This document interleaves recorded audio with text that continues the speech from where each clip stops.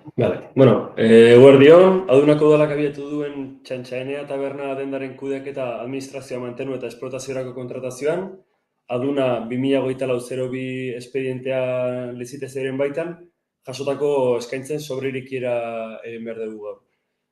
Gogoratu behar dugu hemen, 2022an zegokion prozedura ireki simplifikatua egin genuela eta ez zela inor aurkeztu.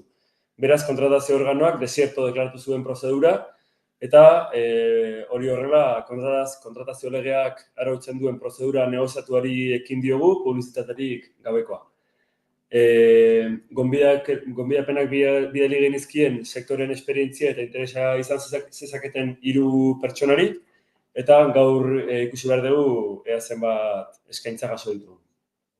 Horretarako, lizitatzaileei aukera eman genien bai kontratazio plataforma bitartez eskaintzak aurkezteko eta baita ere adunako harreran bertan sobreak entregatzeko pleguetan adierazteko moduan.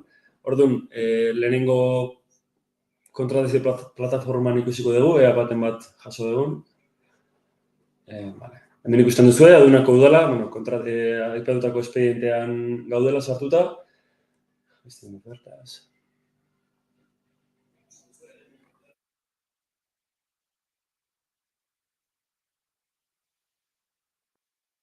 Hemen, ikusten duzue, enpresarizatzaileak ez dago enpresarik.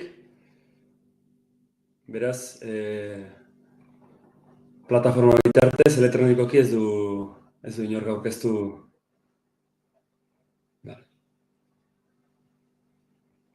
Ez du inork aurkeztu eskaintzarik.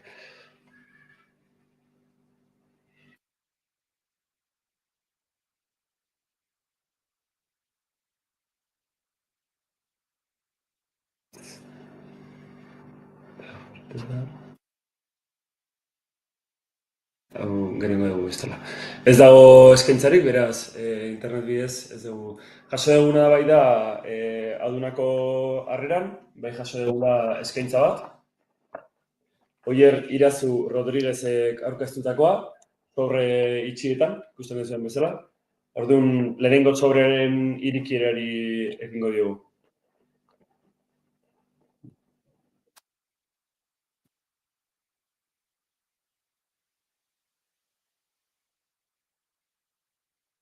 Lehenengo sobrean, lizitatzaileen DNIak aurkeztu dira, konpromezu hartze dokumentua,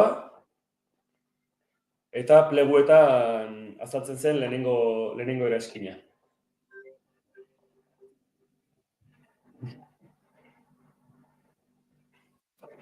Sinadurak ere.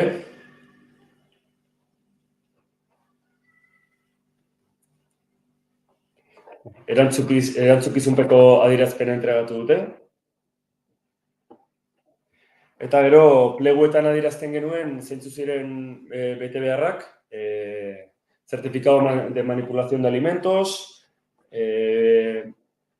banketxeak egindako ziurtagiria esanez solventzia ekonomikoa badutela. Beraz, lehenengo sobrearen bete beharrak ematen du betetzen dituztela. Eta, beraz, ontzat emango nuke hau, akta egingo dugu, eta bigarren sobrerikierari ekingo genioke.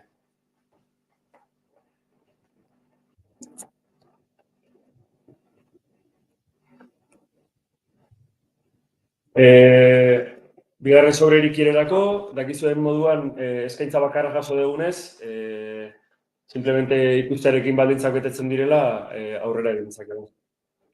Bigarren sobrean, bigarren eranskinan beraien oferta entregatzen dute, eta kasu honetan, lizitazioa kontratazio plataforman ikusiko duzuen bezala,